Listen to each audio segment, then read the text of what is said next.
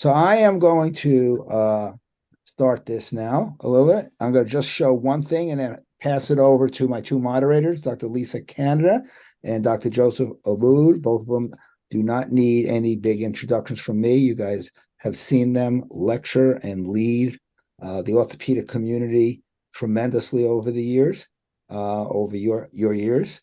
I want to do one now with a couple of our board members here, Bruce Gomberg and Jeffrey Wint. Hi, Jeff. How are you? Who joined us here from the journal. I'm going to share my screen, and hopefully you guys don't get as many of these as I get. All right.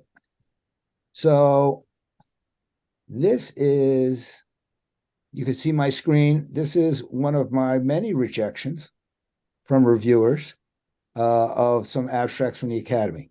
They had 7,000 abstracts, and I guess they had to review all of them. I just hope I had a good reviewer, because I'm getting tired of this incredible streak of articles at the Academy getting pushed to the side. But I will not blame it on the reviewers. I will probably blame it on our study more than anything. But I'm going to turn this over to Lisa and Joe to talk about the topic today of whether it's as in Joe. I've heard Joe's lecture on how not to be a bad reviewer, or how to review a paper, or a combination of both. So I think I'll start alphabetically with Joe. Joe, you want to just introduce the topic, and Lisa will talk, and we'll start the discussion going? Sure. I think that, for our audience, as you move up the ladder of being a med student, resident, fellow, young attending, and then somebody who's interested and involved in academics, the sort of logical next step that happens is you start becoming involved in the review of papers, manuscripts, abstracts, meeting submissions. All those things get sort of, in some way in your mind, I guess, lumped into a category of reviewing something based on your expertise, and then rendering an opinion as to whether that is something of merit to be further pursued, whether it be by the journal or meeting. And if it is going to be pursued, what are sort of the areas of critique that you would provide? And so that's what Lisa and I are going to do tonight, is kind of talk about that process, because early on in your career, it can be a little bit overwhelming as far as, gosh, I'm being asked to review articles. These are articles by people that I think are of significantly higher standing in the world of academia, and yet they're asking my opinion. And how do I render my opinion in a way that's valuable and respectful to the work that's being done, and then also making sure that it's in line with what that journal wants to sort of focus on. So with that said, I'll let Lisa kind of give her thoughts, and then we'll kind of go back and forth in our thoughts. And want to make sure this is a kind of in the spirit of JOEI, a very involved, engaged audience. Please stop us, interrupt us, ask us questions. We don't want this to be didactic. We want this to be interactive. Thank you, Joe. And I will pay attention to the chat room, because gosh knows I don't want you to become a trauma patient. So I'll do the chat room and for the questions. So today we're talking about being a reviewer. But first I want to go back. I don't know if you know the peer review process. For all of us, we've been, getting some rejections and acceptances over the past 20 years. But there was a 1996 article that surveyed the top 100 journals, and peer review process really had only been around as we know it for about 20 years before that in the top journals. So in the 1970s is when the real process started. And in this 1996 article, they surveyed the top 100 journals. And when they sent something to be peer reviewed, only 1 in 4 sent full review instructions. And only 1/2 asked that it remain confidential. So, people were getting ideas how to do research from doing these peer reviews. There was none of that now. And in only half of the top 100 journals did they ask if the results and conclusions were reasonable.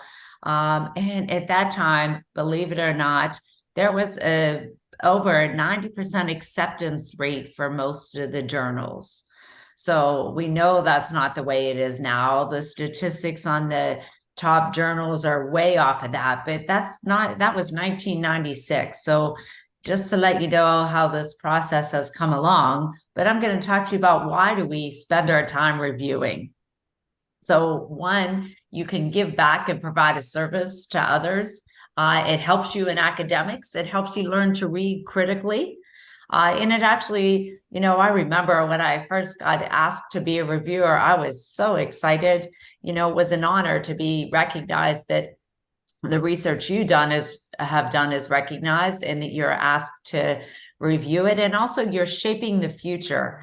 Everything that you're talking about can affect clinical practice. It can affect total joint surgeons. It can affect shoulder surgeons, trauma surgeons. So you're giving back and shaping how clinical practice of orthopedic goes.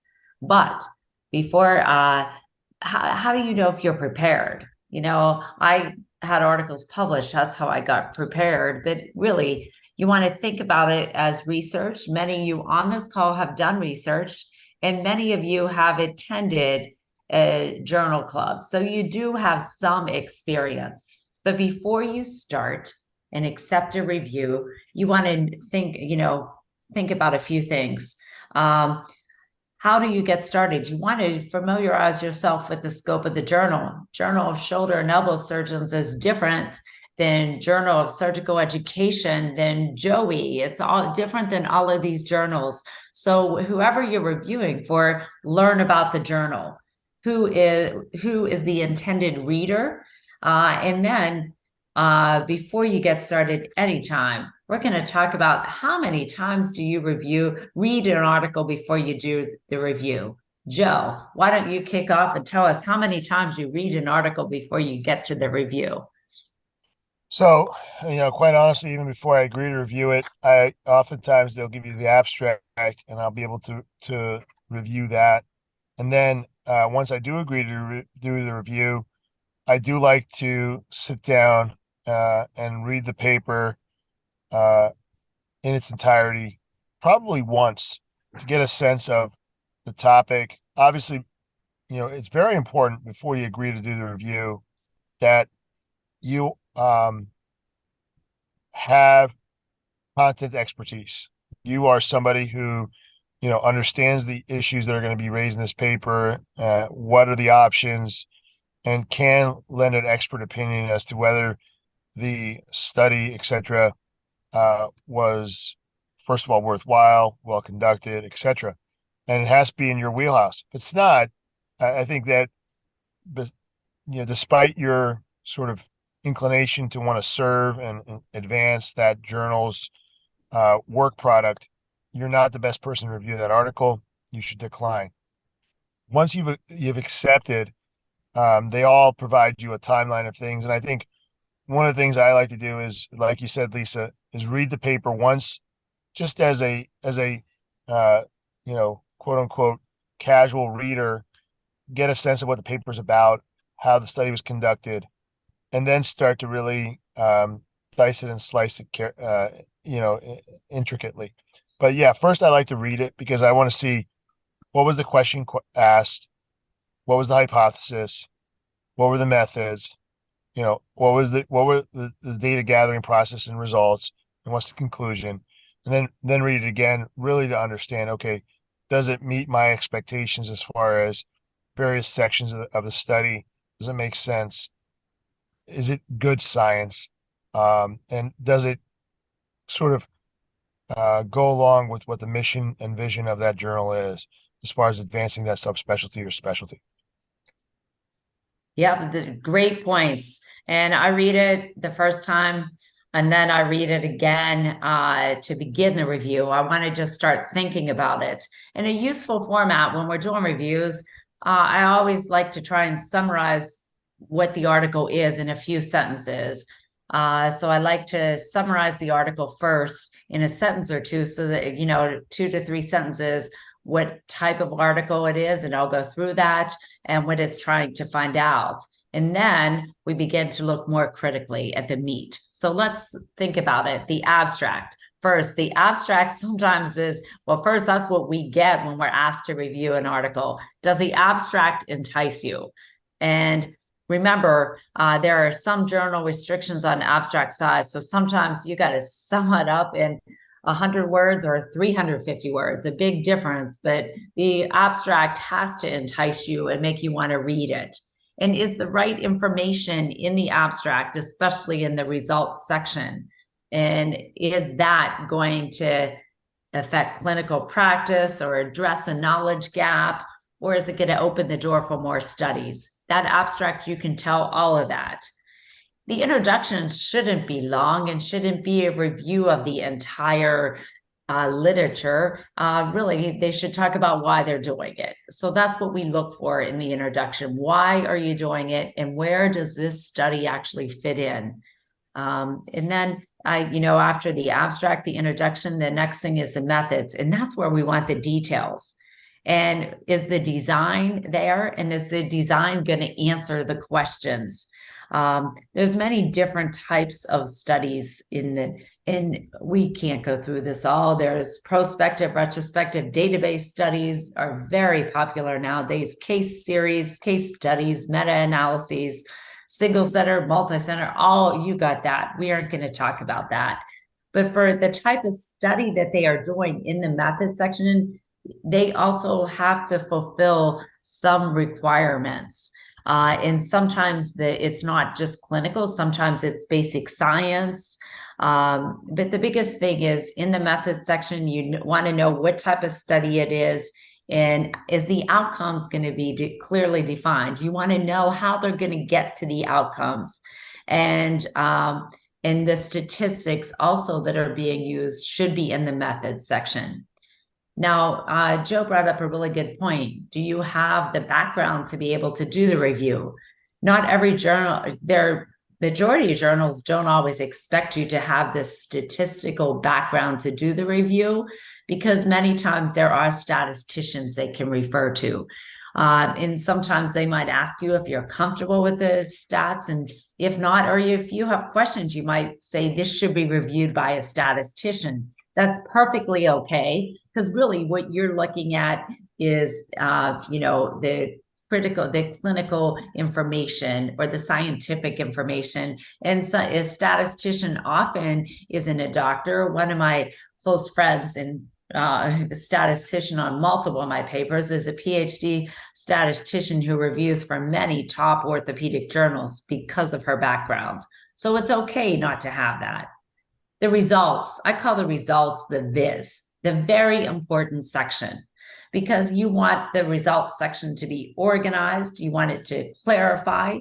You want to have demographics, details, complications, all kinds of things, figures and tables to augment. The figures and tables should augment what you find, and they should go along. Remember, there's the good saying about figures and a picture's worth 1,000 words. And truly, it can be in journal reviews. The figures should provide clarity. Tables should provide demographics and results. There's a difference between a figure and a table.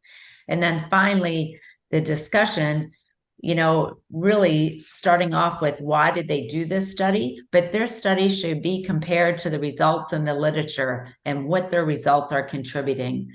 There always should be a strengths and a weaknesses section, and then some conclusion. So that's how you want to make sure that the article includes that and comment on it. Are the strengths okay? Or did they not recognize, and limitations, did they not recognize the biases that exist?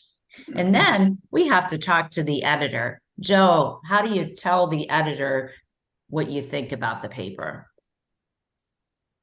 Well, Ira, how do people tell you that the paper is good or bad, Ira? You're the great editor of question. this journal.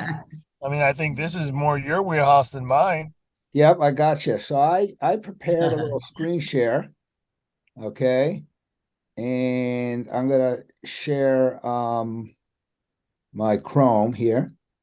And first, what I'm going to do is what happens here is this is how the platform for JOEI works.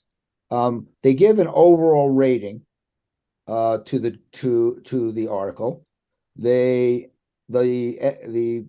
person I don't even know what anterior femoral notching is, Ira. Can you explain that to me? I'm just kidding. I'm just kidding. I remember what that incident. is. No. Most of the time, it's purposeful femoral notching. No, it Incident, just led to the periprosthetic that I fixed on Friday. right. And they fell down and broke their shoulder. So then Joe does a reverse shoulder replacement. So all of us get a lot of business on this particular case. So they do an overall rating. They recommend, accept, revise, and submit. Here are comments to the editor. All right. And here are specific comments that they're going to tell me that they most probably are not going to want the author to know. Something like, some people have written, I know who wrote this. I know the institution, blah, blah, blah. They're going to tell me some stuff that maybe colors what they wouldn't be so harsh possibly to the authors, okay, or a variety. Then we ask for these specific questions. This paper makes a significant contribution to the orthopedic community. The paper is professionally written, easy to read, and free from grammatical or spelling errors. The study is appropriate for this journal in that it shows either surgeon experience or innovation, which is the focus of our journal. And the conclusions made by the authors are supported by the data in the results. These are very variable, and over time we add more questions. Then these are comments to the author. Okay. Then I ask the reviewer, is the content appropriate for this journal in general? And then the reviewer can add an attachment. For example, they might have redlined the article in Word and they want to put up their redline. On the other hand, I could show you one of the reviewers did a pretty big review here. He gave it 4. He said some comments to the editor. Okay. That it might have been a highlight study, made his opinions here. And then section by section, this particular reviewer decided this should be revised and submit, and he gave his opinions on what should be revised and submit, minor and major revisions. So we ask our reviewers to concentrate on minor and major revisions and make it clear to the author what they are asking, if it's a revise and submit, or why they are clearly rejecting it. So this is our process, which allows you to redline, but also allows you to just put your comments in. Then this goes back to a person who's assigned as the primary editor to look at all the reviews and see. And we will see, for example, I could look at some of these reviews. And if we look here, these are 4 reviewers: accept, revise and submit, revise and submit, revise and submit. So I assume the editor who is doing this is going to wait on Matt Barber over here, but is probably going to send this to revise and submit. And all those comments that they mentioned go to the reviewer, go to the author and the group of authors. And I find the rate limiting factor is usually in the revise and submit, because they spend so long to do an article, get a little tired to send us back the revision. But that's our review process here. I'm a reviewer separately for JAOS, and I review it in the same style as this. I give my minor and major revisions, and I usually go on line 52. They said this, and then the decision is made by that first editor, and then it goes through another level of editors, another editor who would agree or not agree with that. So we have about 4 to 6 reviewers per article, because we don't want one rejection to knock someone out if 5 say revise and submit. And then we have a 2-step editor's process to accept an article. We have a little advantage in that we produce about 120 articles a year, not 10,000. But that's our process. I mean, if anyone has any questions about it, or whether some criticisms, we're always glad to take, So I think I one don't of know the what, go ahead. Sorry, Lisa. Oh no, go. I think it's great how you presented and showed them how a review goes, and I always try and summarize with major and minor points. Also, some journals do give you the format to use, and I think for everyone that's younger and on this, there are multiple opportunities. I know I work with two journals on reviewer academies for residents that they learn how to do a review. And we often, and for me, when they work with me, I insist we've been working with the resident assembly with the academy for 4 years now on learning how to do reviews. So there is an article that I have working with Association of Women Surgeons on our reviewer academy, which we just started. I kind of gave them the idea of what we did. And I think one of the things that I do when I'm teaching someone how to do a review, I make sure we talk about it in person and not in person, but by phone or Zoom instead of just emailing back and forth, because you can, get different, they read things different than you do, obviously with the difference in experiences. And another thing, I mean, I didn't get to comment on the references. If someone's writing an article, one thing I look at is the reference list. First of all, they're detailed to the reference list. If they actually have a lot of errors in it, it kind of makes me question their research a little bit more. You don't want to make errors in that. And then I also try and look and make sure at least about 30% of the references are current from the past 5 years. If they're doing something that is of interest to everybody, there should be current references included. Joe, For you got a sure. question? I and not necessarily directly to the point of reviewing, but as we get into this, digital world, and we look at some of the traditional journals and their workflow, and we all know that they're really important in advancing science, but they all have a P&L, and they all have an association that they helps subsidize or support. And I look at, this is a controversial topic, but I think this is a perfect platform to ask it. Absolutely. How do you sort of ask people to give of their time and not necessarily provide them any financial consideration, right? So people are providing work, hour, 2 hours, of volunteerism to these journals that end up turning a profit, Yep. using that money for various other reasons, some of which are very valiant, but still, it is still a service. And as the world changes and things become more digital, how do you balance that as an editor and think about that? It's a great point. I've talked a lot about the fact that we've all written chapters in ICLS, and it's done by Wolters Kluwer, that had $1.2 billion in revenue last year, and you just spent around 3 weeks of your life writing this chapter. So what we do, we broke a couple of rules at JOEI. We actually reimburse. We pay our reviewers an honorarium for every review. So they get a $100 Amazon gift certificate for each review. And at the end of the year, 5% of the gross revenue of the journal gets split among the people who did reviews pro rata. So we're that's amazing. And I think that's very progressive. And it's not because it's about the finances, but it's important to be very transparent, and people are giving of their time. A lot of these people are highly sought after individuals that can really provide great insight and great value to the journals.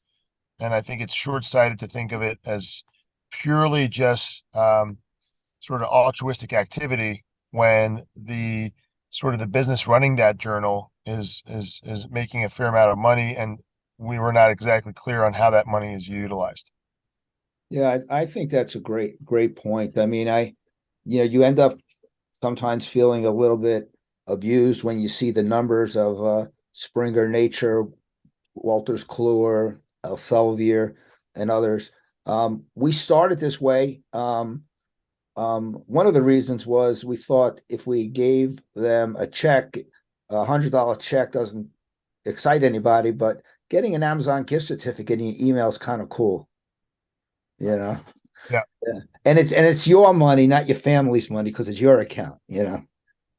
You're not putting it into the pot, you know. So all of a sudden, I have a couple of reviewers, and Jeffrey Wint is on the call here. He's a big reviewer, and some guys could probably buy a Yugo or something with their I don't know about that, but I don't know about that, but it's nice to get, right, Jeff? it's nice, but it all goes to the pot. That's the only other problem. Yeah. It's not really your own money, but that's all right. I know.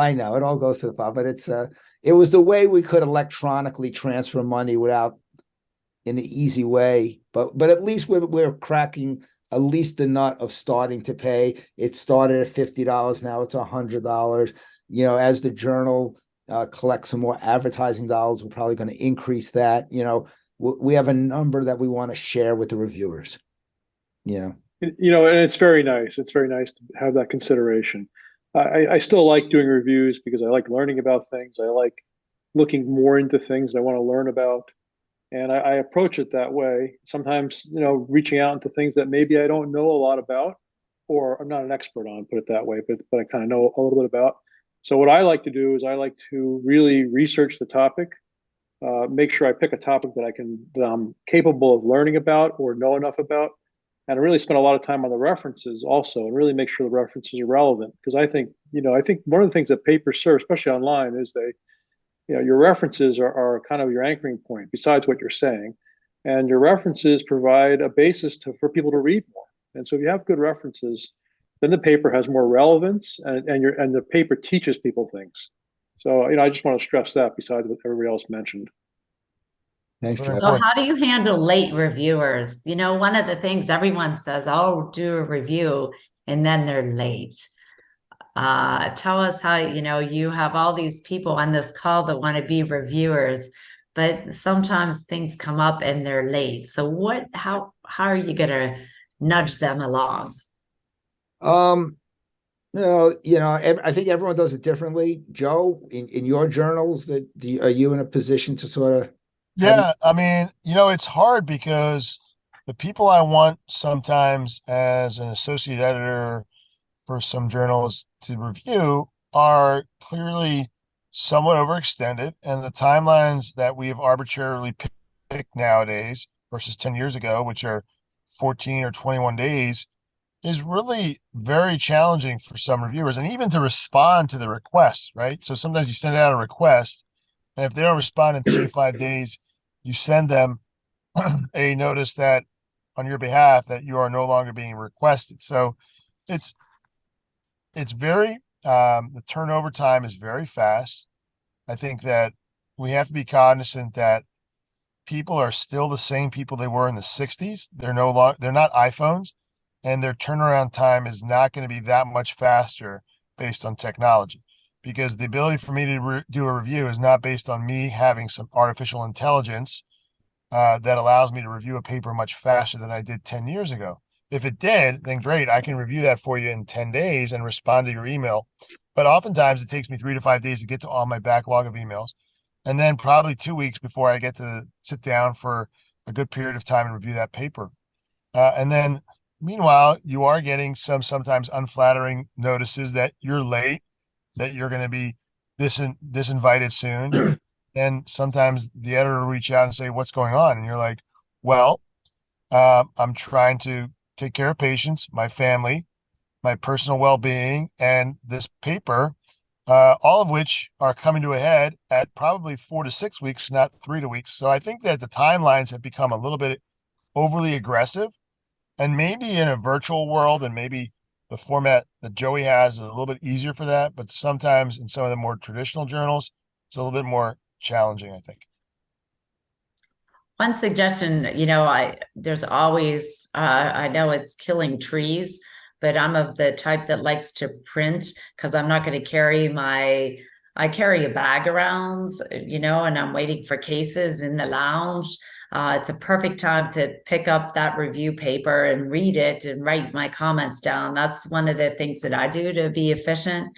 Because, just like this weekend when I was operating, they're getting all their anesthesia's getting all their lines in.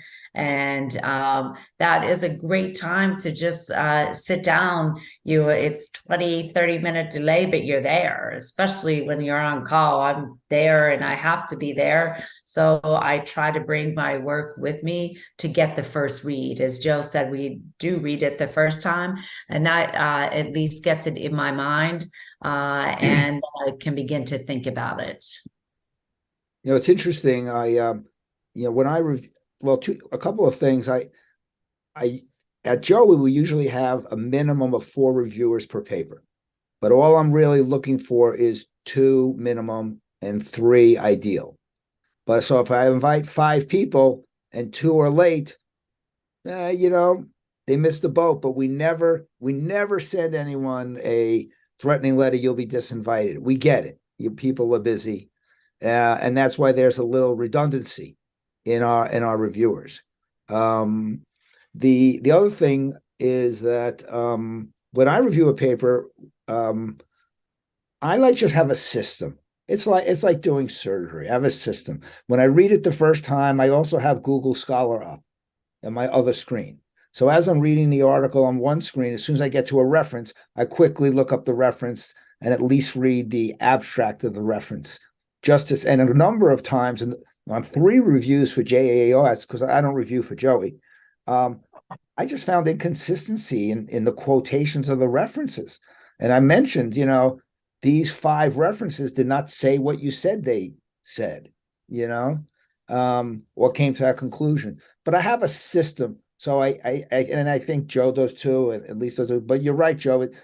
It takes a lot of time.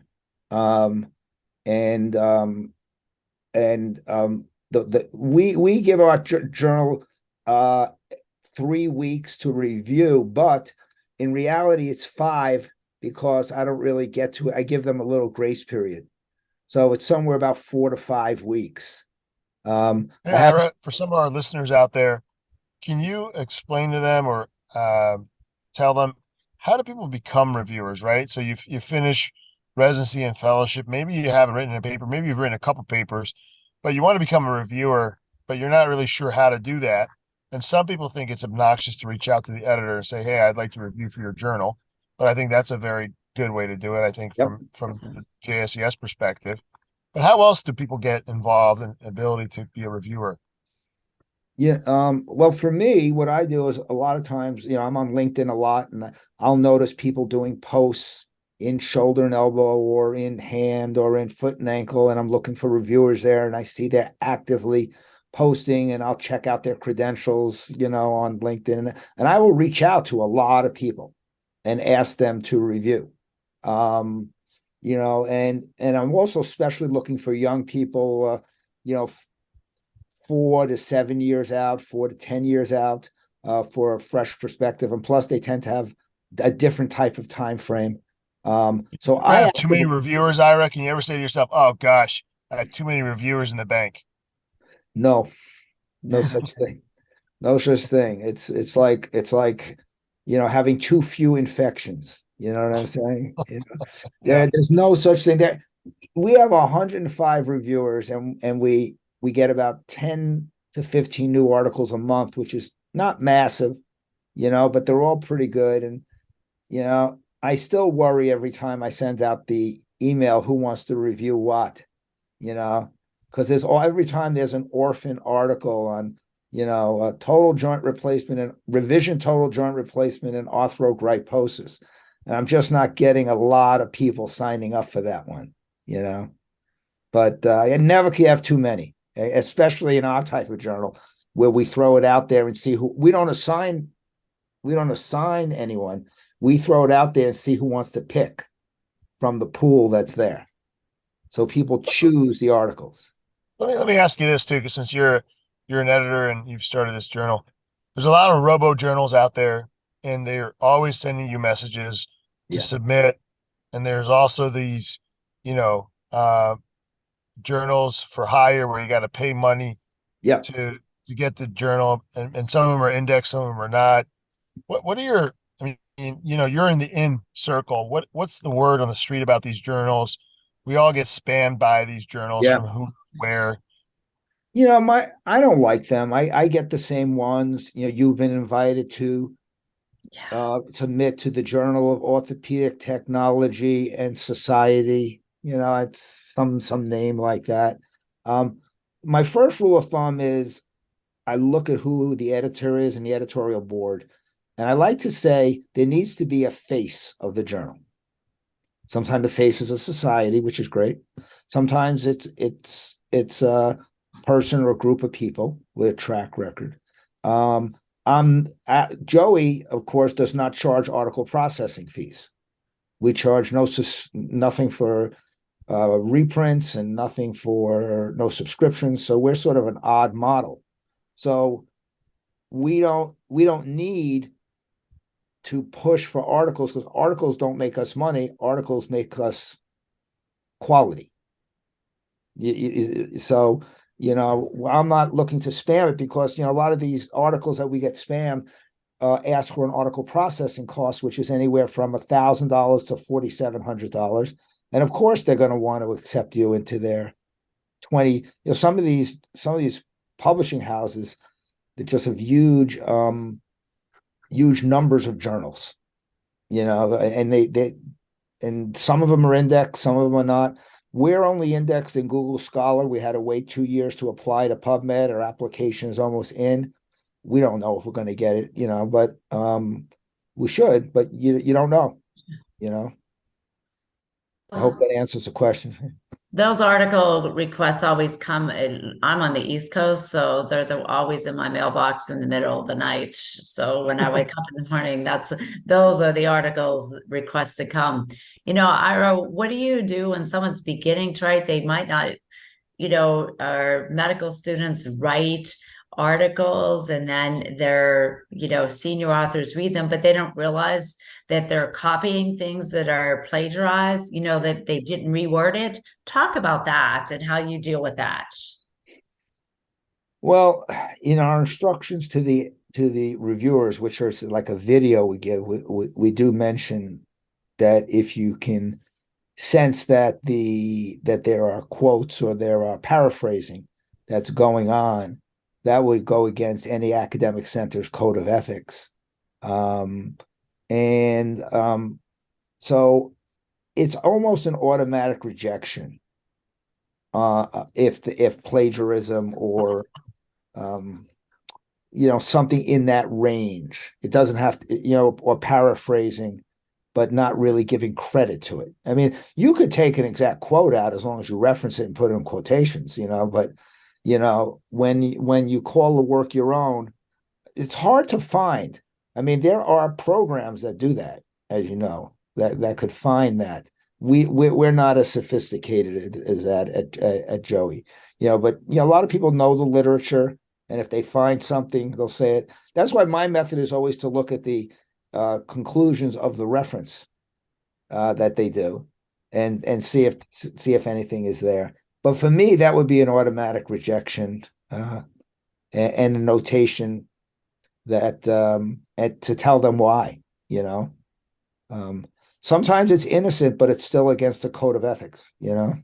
Right. And it might be innocent. And that's why I know there's people of lots of different backgrounds on this webinar. So then when your senior surgeon's reading it, they might not, pick up on it, or someone's, it's important that you give credit where credit's due when you're writing the article. Because as Ira said, he sits right next to Google Scholar. And I do look at references to make sure that really they're quoting this is coming from this reference.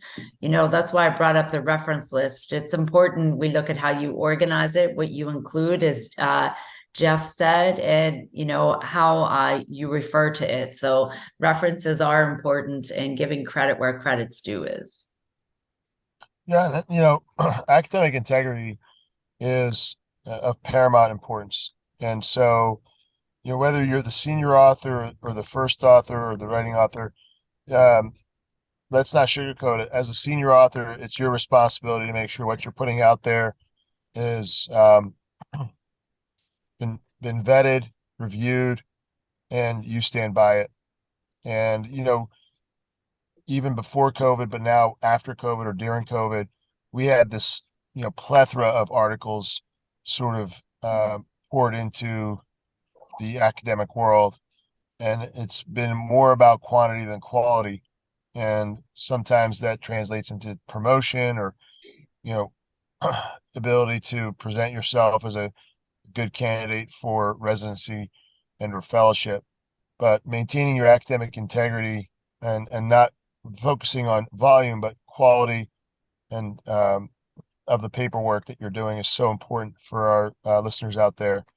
I know that when I was a resident, which was back in the 60s, just kidding, Ira, that's when you were a resident. That was when I was a junior attending. Yeah. People had like 3 to 5 publications as a resident. That was considered phenomenal. Now we have residents graduating literally with 50 to 100 publications, which most senior faculty don't have sometimes. And it's unbelievable to me because some of it is just plug and play, some of it is database research, some of it is complete nonsense. So, promoting quality as a senior member of your subspecialty or specialty is very important. Understanding the process, understanding the people behind the process understand what you put through it and how things get published. And you can't hide behind the mirror or the mask of, I didn't look at that because my, undergraduate student or medical student wrote that. It's your responsibility as the senior author to make sure you know what's getting put out there. And if it doesn't smell right, it probably isn't right. I think Yeah, I've said that before, that has the senior authors actually reviewed it, because I'm a little bit surprised. We have a comment from the chat. Jose suggested when he reads the paper, since it's on PDF, he uses a sticky note to organize his questions and comments. Yeah, the other thing you can use is if you're reviewing and it comes to you in a PDF, you can get you have to pay for this. It's about $14 a month. Acrobat Document Cloud, Acrobat DC, which allows you to actually highlight things and put comments in pretty heavily, or you could even turn it into a Microsoft Word document with Acrobat DC. And so I sort of encourage the reviewers to pay for Acrobat DC. Probably, I've just thought about it right now. If any of the reviewers want it, the journal should probably pay for it. Yeah, probably more than that. I think a good reviewer will, first of all, also look for good syntax and clarity of thought.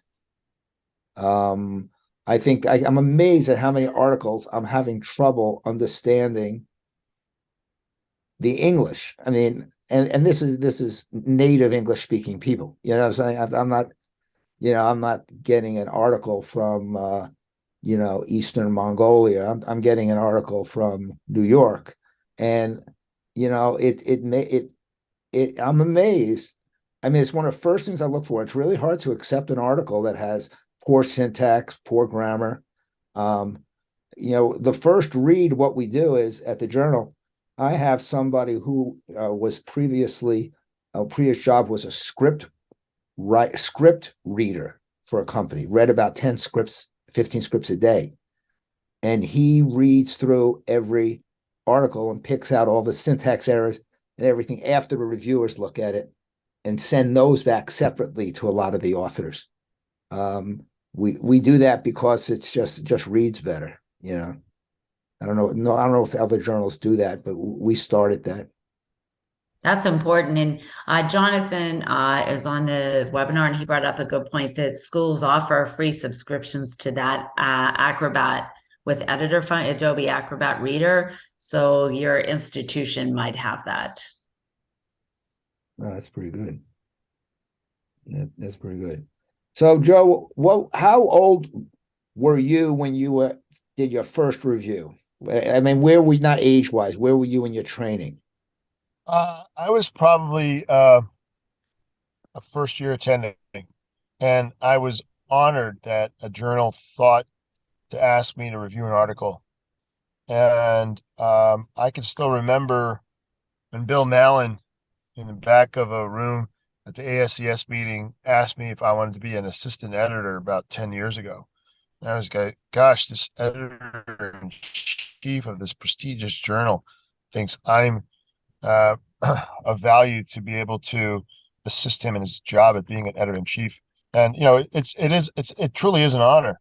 And I think that most of us are similar. We're type A personalities. We really want to work hard and achieve, but don't overextend yourself either, because if you say yes to too many things and perform poor quality, then that journal and their subsection of associate and editors in chiefs will start realizing that you don't provide good feedback, and they'll stop asking you. So only say yes to the things that you can do a good job with. Feel okay to decline things. They'll ask you again. I think people value the fact that you decline in a timely manner rather than decide to do it, do a delayed poor job, and they decide that they're not going to ask you anymore. That's probably worse. Sometimes I find that reviewing an article is harder than writing it. Yeah, because you got to get into the head of the author, where they're going, and then start looking at the statistics. It's just a process that is tedious. Works very well for people whose right side of their brain is working strong. If you're a left side brain person, it's a little tough, you know. But it's a little being a reviewer is a little harder than you think, and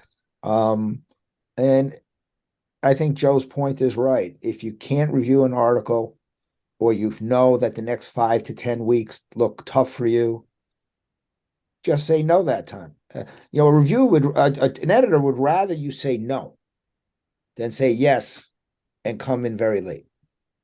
I mean, I think we all could agree on that concept. Yeah. If anyone else has some questions, we could keep on going. Lisa, any other comments about how you make a decision? What's that? I mean, if you were to review 10 articles, what do you think historically your rejection percentage has been, your revise and submit, and accept on first time? Very few are accept on first time. Very, very few. You have to be at the, that 1 to 3% of the bell curve. And likewise, there also should be reject without review. There, as an editor, there are certain articles that actually shouldn't even be sent to reviewers. It would be a waste of reviewer time. I think that, as an editor, we have to look at that too, so that we're only sending to reviewers. We look at it first and we make sure it's worth reviewing.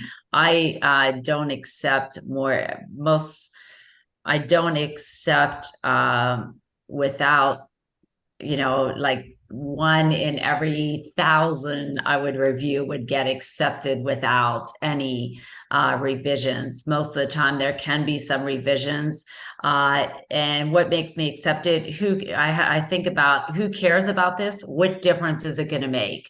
To put it in those terms, because we're all talking different specialties and everything, but who's going to care about this and what difference does it make? And if it makes a difference, most of the time I would say that I accept with minor revisions only about 10 to 15%, except with major revisions, more like 40%, and the rest get rejected. Really, I'm not over a 50% acceptance rate. Right. What do you think, Joe? Joe? And Ira? Is that about right? I would agree that accept with minor revisions is pretty rare. Yeah. Major revisions about 40%, and the rest are rejections. And some of them just, are not relevant to the journal. Some of them, the methods are just not appropriate. Some of them, quite honestly, can't even follow their train of thought, and it was written poorly. And sometimes you even wonder yourself, why did the associate editors or editors even send this out for review, because they didn't even look at it, because clearly it was not a manuscript worthy of being even reviewed. So the way I handle those, Joe, specifically, which is a great point, I will read through the article first. And if I feel it's going to get what I call a desk rejection, from the editor's desk, I actually will still send it to one reviewer that my reviewers now have a history. We've been doing this for 3 years. So I will send to one and say, I'm thinking of desk rejecting this. I just want you to confirm that you agree with my view of this. Only so the journal just doesn't have this autocratic kind of I'm desk rejecting it. So I'll just send it to one person, or I'll send it to another deputy editor. Send it to Vin. Lisa, there hasn't been a trauma one that was desk rejected, so you haven't seen one. I'll send it to someone who's reviewed a lot of sports for me, or a lot of shoulder, and say, because we desk reject certain things, not because they're poor quality, but they just don't belong in our journal. Right. There have been some really great articles, but we tend to we tend to frown upon database studies at JOEI, because they don't respect, they're not experience or innovation. So they can have they can flow and get accepted to JBJS. It's just most of those are not appropriate for us. So that would be a classic desk rejection with a very nice letter saying it's a wonderful article, but it doesn't represent experience and innovation. And we strongly recommend you put it somewhere else because it has great contribution, something of that nature.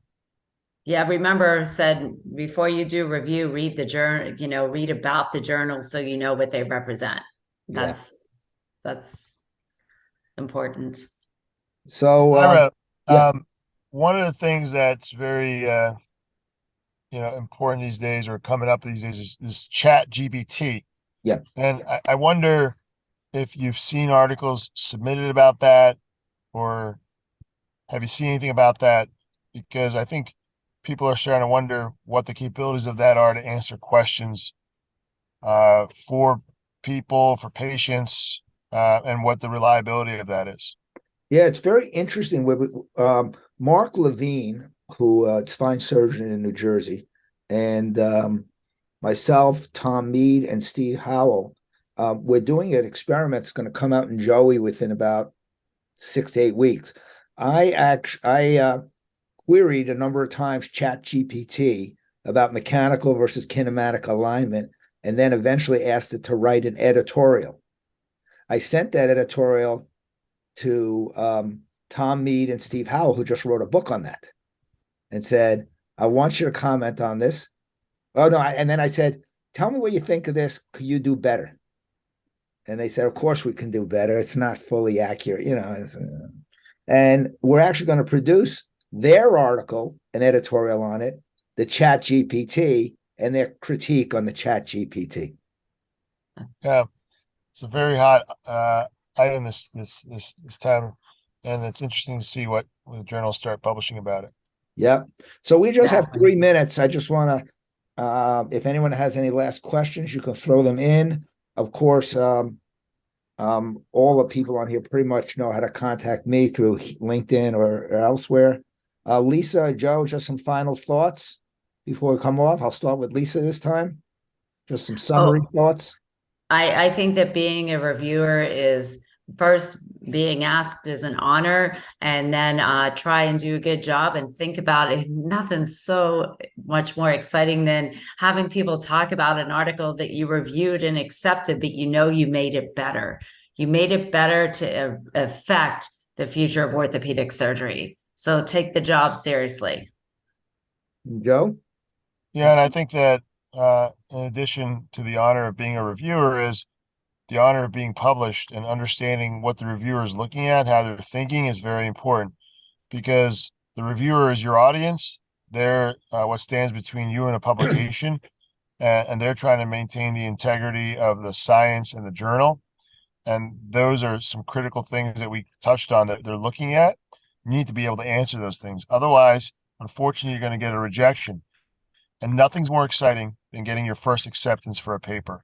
You realize all of a sudden, for those that enjoy academics, that you're hooked, that you really enjoy that process of asking a question, writing out your, methods and discussion and conclusions, and seeing that paper in print. It's an addictive high. Well, I want to first of all mention to all the participants my gratitude to Lisa Canada and Joe Abboud to take their time away. As you know, 95% of people on this seminar here are residents and fellows. I want to thank Jeffrey Wint and Bruce Gomberg, editors at the Journal, joining us and contributing. But I do want to thank Lisa and Joe. It's just, I know you guys are so busy, and the $10,000 check. No, I just want an Amazon gift card for $100. Yeah, that's easy, man. They go out, I don't even know anymore, but I want to thank you guys very much for this. We're going to take this, do a little editing, and post it up on JOEI for a little bit of enduring media. I hope everybody had a great understanding of what it means to not only be a reviewer, but to that great comment both of you made about integrity and credibility in what you do, and both of you, I think, are standards of that, and I genuinely mean that. All our friendship and kidding aside, I just really everyone's on this group is very pleased that you joined us, and I want to thank you so much. Thank you for the opportunity and for your incredible journal. Yes, thanks, Ira, and Lisa. Thank you. It was great to co-moderate this with you. All right. Bye-bye, everybody.